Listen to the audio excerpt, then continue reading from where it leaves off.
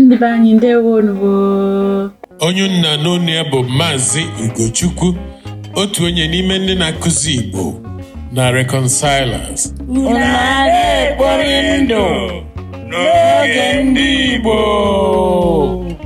Nke a bụ oge ndị Igbo.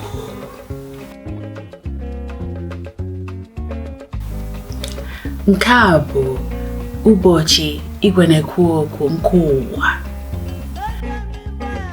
Radio n'okwu Igbo bụ igwe na-ekwu okwu ma ọ bụ igwe eji esisa akụkọ ụwa.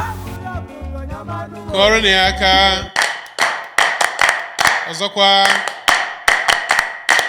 Radio has played a very important role in the journey of OGENDIGBO so far. Come, let's have a look back and see what Mazi has to say about broadcasting Igbo cultural heritage.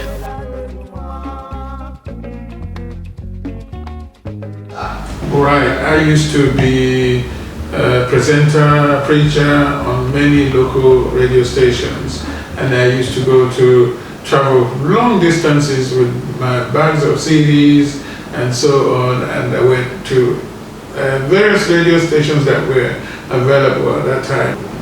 And as God would have it, I got a hint of how to set up internet radio station.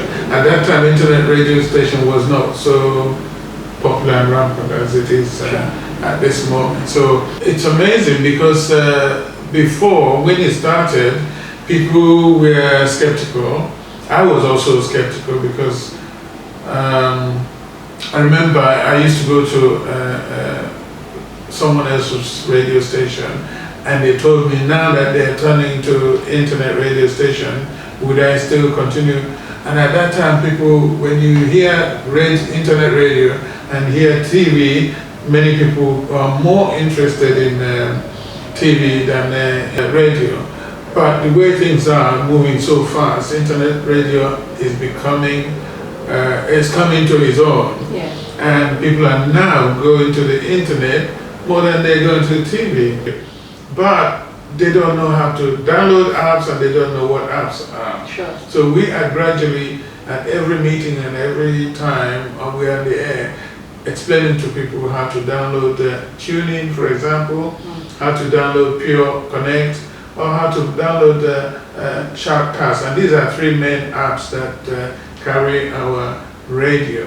Okay. And once they get to how to download it, it becomes a habit. They want to listen to radio all the time. On the topic of journeys, narration, storytelling, and radio broadcasting, here's an old Moonlight story from a pre-recorded OGENDIGBO radio program for Empower Radio, featuring Mazi Ugochukwu and Mazi Mike Onyekwe. Chakpi Whoa. Chakpi Whoa. Olu otu mbọsị. Otu ụbọchị wee ruo. Anyị ka nwere ịkọrọ tata bụ anyị kọbanyelụ ofu nwoke na nwaanyị. Fa wee Chukwu wee gọzie fa wee nweta ofu nwa arụzu nnọọ ke nwa wee na-etonite. Olu ka nne kwadobe ịnachi akwa n'afịa ọ na-azụ. Fa wee tụọ elo wee sinaba ga-akpọta nwaanyị ga na-enelụfa nwa fa anya ga na-esilufa nni. Fa kpọta ofu agadi nwaanyị a wee bụrụ nnọọ nnukwu nsogbu ebe di na nwunye anọ. Chifo fajebe ọlụ ezisielie ife ọ ga-enye nwatakịrị, ma fajebezi ọlụ o jee bulu ofu nnukwu ọkụkọ gbue lie sibe na osielie owelu mmiri anụ ọkụkọ na techasịa nwatakịrị na-arụ ya niile na-esi mmiri anụ ọkụkọ. Nne na nna ya natazi ajụba ka ife mele ọkụkọ fafụsị ajị ọkụ gbona ọkụ jusi ebe ọbụla ọsịfa na ọnwa fa o jee bulu ọkụkọ gbue o wee sielie nya olie fa ya ofuma ga-elisi nwa ofu nnukwu ọkụ sọsọ ya asịfa ya na olibusukwa na nni fa gbakwa nkịtị maka nwaanyị abụrụ na onye fa ga-eche na ọ na-asị asị.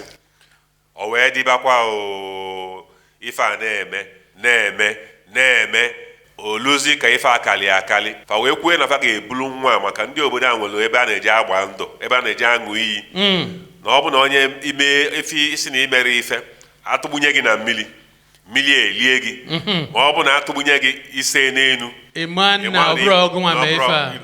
be anyị na-anakwa ikom na akọlụ na anyị ka dịkwa egwu gị onye ọbụla wụchakwa ntị na ife apụkwa n'egwu ebulu nwa wee gbadaba wee jee tụgbunye nwa na mmiri nwa see n'elu ma mmụọ mmiri ekwerọsị arapụ nwa ka ọ nachi ya azụ chijizie nne na nna ya na-abụ ụla ife na-anụ efe na-alara ụla bụ akụkọ ife na-abịa agụlụfe egwu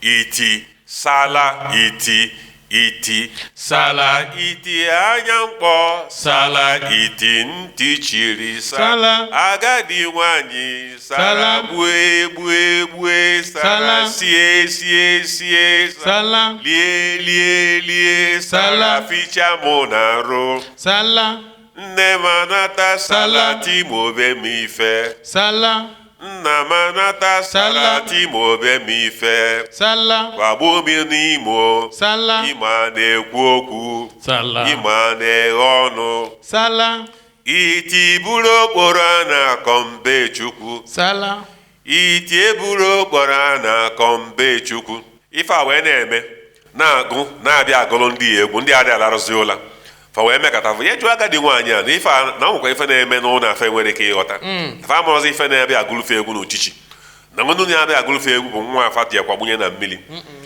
wee jekwa wee sị na a ga-ejezi kwagbunye nwata na agadi nwaanyị na mmiri ka a marụkwa ma onye nwa melụ ka ọ na ọ bụrụ ya na ọ bụkwa na ọ see n'elu mmiri na ọ ga-apụta ya na ọ ma egwu mmiri wee buru nwaanyị a wee jee kwagbunye na mmiri nwaanyị afụrọzi nwaanyị nwafa anọ si na mmụọ mmiri rapụrụ nwafa na chi ya kwa isi akụkọ a wee bụrụ na ikwu eziokwu na ọ nwere ife dị ka ikwu eziokwu dị mkpa nwanne ya nwoke akụkọ gị amaka nwanne ya nwoke Nnamdi Onyekwe akụkọ gị amaka daalụ ka nchekwafụ na ikekwa mgbe anyị ga-eji na-anọlikwafụ chetakwa akụkọ ọzọ m ga-akọlụ ndị be anyị gwụchakwa anọ ntị n'ọkwa oge ndị Igbo ka anyị nọ na-enu ife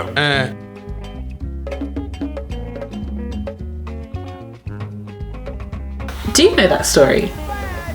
Did you hear that growing up? Well, for those who haven't, the moral of the story is it is always good to tell the truth. Always okwu. Na Empower Radio 103.8 FM. Igba Radio na London.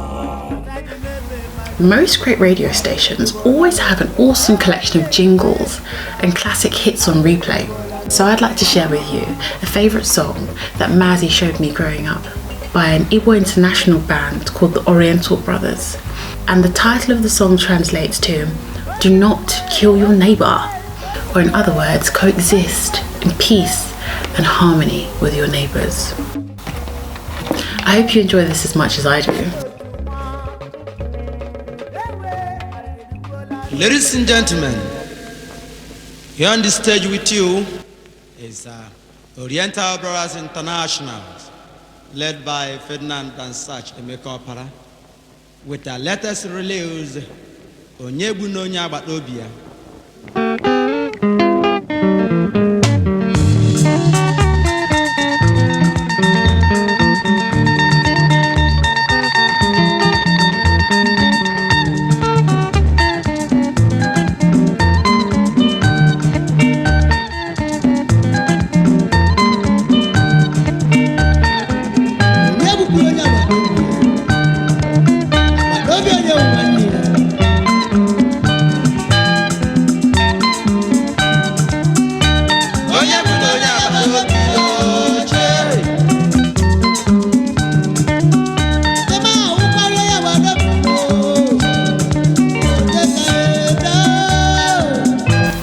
Messia.